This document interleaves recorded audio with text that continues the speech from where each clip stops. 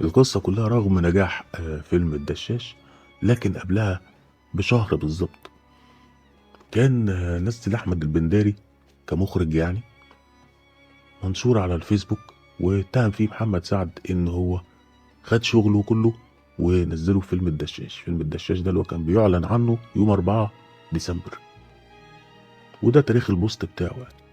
بيقول إن هو كان عامل تصور كامل للفيلم ده هو ومؤلف تاني، يعني هو والمؤلف، وراحوا لمحمد سعد، ومحمد سعد بعد ما سمع منهم راح أخد الفكرة وبدأ ينفذها في فيلم الدشاش. وده الكلام اللي قاله على الفيسبوك أحمد البنداري، وإن هو عرضه على محمد سعد باسم تاني، باسم فيلم الحاوي. واتكلم الكلام ده بالمناسبة قبل ما الفيلم ينزل، يعني يوم 4 ديسمبر، قبل ما الفيلم ينزل بشهر بالظبط. وبرضه يعني كان مسميه كعب داير. بيقول ايه أحمد البنداري بقى؟ فيلم الدشاش ده أصلا اسمه كعب داير، وكان مترشح له نجوم تانية، يا ريتني كنت رحت لأي حد فيهم. المهم عن طريق بقى صديق مشترك وديته لمحمد سعد تحت اسم الحاوي. وكان سعد ترشيحي أنا، رغم تحذير ناس كتير من التعامل مع سعد كنت مصمم عليه وشايف نقلة ليا وليه. المهم بعد 3 شهور بقى شغل على ايه، بعد 3 شهور شغل عليه من اللف على المنتجين، ولف بقى على الناس اللي هي بتعمل تصوير بصري زي اللي هي طبعا فيجوال افكت والحاجات دي. وبدأت أحدد بقى كل حاجة، شكل الشخصيات واللبس والديكور وطريقة الإخراج والمونتاج وكل حاجة يعني، والستوري بورد كاملة عشان نروح للنجم بقى بتصور كامل للفيلم. مش يعني عشان مش رايحين نهزر، احنا بقى رايحين نشتغل يعني. المهم بعد مكالمات ومواعيد كتير جدا رحت له البيت انا والمؤلف اللي مش بلوم عليه طبعا. المهم بقول رحت له انا بقى وايه، ومعايا المؤلف وكده اللي مش بلوم عليه خالص لانه بقاله كتير مستني فرصة مع نجم المفروض انه كبير. طبعا هنا احمد البنداري هو اللي اشتغل على البروجكت ده كله، لكنه هو من تأليف حد تاني يعني، بس هو البروجكت بالكامل من على حسب كلام احمد البنداري، من تصور احمد البنداري. تمام. المهم السيناريو كان عاجب سعد جدا ومتحمس له جدا، خصوصا انه كوميدي دراما، مش فارس، مش فارس كوميدي بقى زي كل افلامه. كان في شركة كبيرة ومنتج كبير موافق على الفيلم بحذر طبعا لسمعة محمد سعد مع المخرجين، انه لكني طبعا طمنته وقلت له ما تقلقش، سعد عاجبه الفيلم ومتفقين على الخطوط العريضة كلها. وكان شرط محمد سعد الوحيد ان المنتج ما يعترضش على اجره الكبير. ده كان كلامه بالحرف الواحد. المهم بقى المنتج ده ايه، كلم محمد سعد واداله اكتر من ميعاد، وسعد لغى كل المواعيد لاسباب مختلفة، لحد ما في يوم كل بقى ايه كلم المنتج وقال له ان الفيلم مش عاجبه وان السيناريو ضعيف جدا وانه عايز يبقى يحدد ميعاد تاني يعني.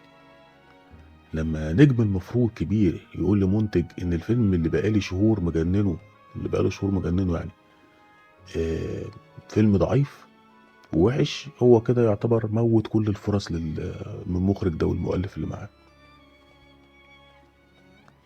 بس بصراحة هنا انا بعترض على كلام الاستاذ احمد البنداري، لان هو من حقه يقول له السيناريو ضعيف، ما هو المخرج هيقول له طب انت مش عايز تشتغل ليه؟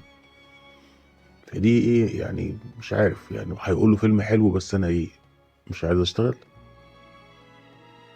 ممكن يقول السيناريو ضعيف لو السيناريو ضعيف فعلا. المهم لما المنتج بقى كلم احمد البنداري يعني، قال له انا استغربت جدا لان ده عكس كلامك 100%. المهم بعدها كلمته بقى قال لي ايه نفس الكلام، قال له الفيلم مش عاجبني.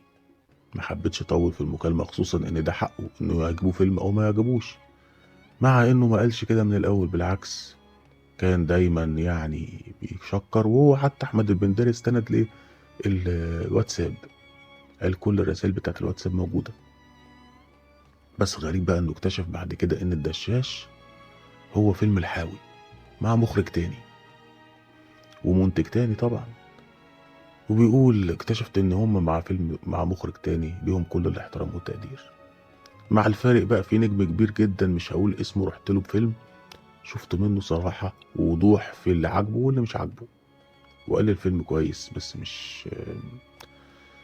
مش هقدر اعمله، لانه يعني محتاج التزام في المواعيد، لانه محتاج التزام في مواعيد وكده، وانا حقيقي مش فاضي لحد اخر 25، مش هنشتغل الفيلم ده اصلا بصراحة. وقال له كده بصراحة.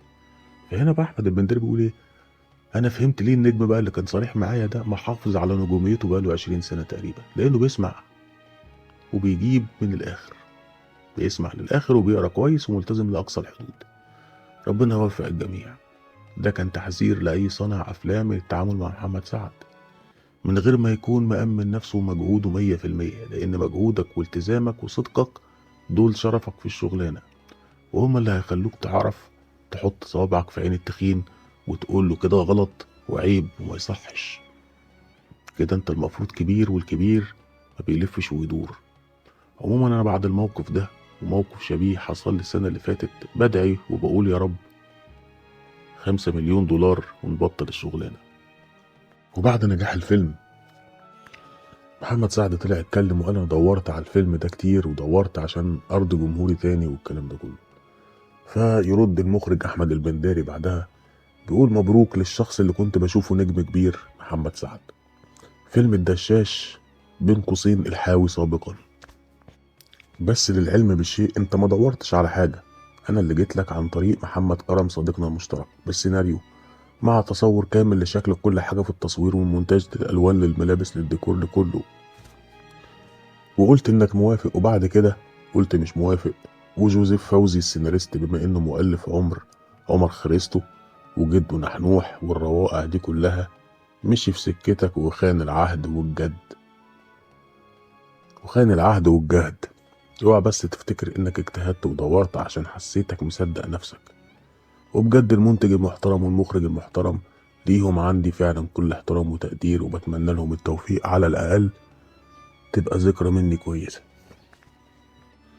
رد مؤلف الفيلم بقى عشان الكلام يبقى جاب من كل الجوانب كده. قال ايه بقى مؤلف فيلم الدشاش؟ ان المخرج ده قابل محمد سعد مرة واحدة، يعني مش زي ما هو بيقول قابله كذا مرة يعني. ومحمد سعد في اول مرة قابله فيها بلغه انه مش عايز يشتغل مع مخرج جديد. وكمان المؤلف بيقول ده فيلمي ومتسجل في الرقابة من سنة 2016. يعني كلام احمد البنداري على حسب كلام المؤلف غلط ومش حقيقي. رد محمد سعد بقى ان بيسمع الكلام ده كتير، الكلام ده كتير قوي بيطلع عليه من ايام الليمبي، وحتى وش السعد كان عامل مسرحية اسمها كده، وقال ان في حد قال انها فكرتي وان انا خدتها منه والكلام ده، فبالتالي الكلام ده بيتكرر كتير. وانا مش عايز ارد عشان احنا جايين نفرح النهارده بالفيلم. والمهم محمد سعد ما ردش يعني على الموضوع ده خالص، اكتفى بس بفكرة انه بيتكرر كتير الاتهام ده معاه. وبالمناسبة الاتهام ده مش بس اتقال لمحمد سعد، ده اتقال على حاجات كتير جدا، يعني اتقال لشخصيات كتير زي احمد مكي. كان في مسرحية لسه ما اتعملتش اساسا يعني، ده كان في حد طلع اتكلم وقال انا عرفت ان احمد مكي شغال عليها بس المسرحية دي لسه ما نزلتش لحد دلوقتي، فبالتالي احنا مش هنقدر نتكلم في الموضوع ده اساسا. فكرة عرض عمل بقى على فنان والكلام ده بصراحة فكرة صعبة جدا. انت لازم فعلا تكون مأمن شغلك كله وعندك اثباتات انك قعدت مع النجم ده وخدت منه كل الضمانات، طبعا ان الشغل اللي بينكم ده لازم يكون مسجل، يعني جلسات العمل لازم تكون مسجلة زي ما بيحصل بره يعني. وفي الغالب بره كمان بيحصل مع الشركات نفسها، يعني المؤلف بيروح للشركة نفسها مش بيروح لممثل والممثل يقعد يكتب معاه والجو ده. زمان كان عشان حد يغير جملة في السيناريو لمخرج ولا مؤلف ولا اي حاجة كانت الدنيا بتتقلب، وكان المخرج والمؤلف يعني محدش يقدر يخليه يغير كلمة في السيناريو. وتقدر تشوف القصص والحكايات دي في بقى قناة أسرار الفنانين والمشاهير في القناة التانية. دي كانت حلقتنا النهاردة، متنساش تشترك في القناة وتفعل الجرس وتدوس لايك لو الفيديو عجبك، وانتظرنا في الترند اللي جاي.